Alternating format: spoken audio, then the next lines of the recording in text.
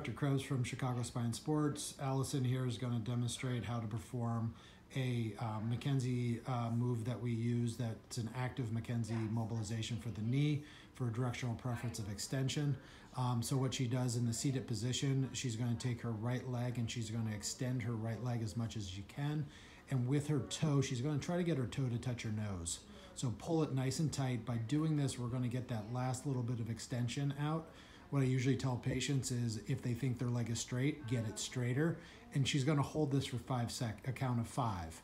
And then after that 5 seconds, she relaxes and then she brings it back up. Toe to nose, nice strong squeeze out of that quad muscle, trying to get that leg as straight as you possibly can. You hold for 5 seconds and you repeat 5 times.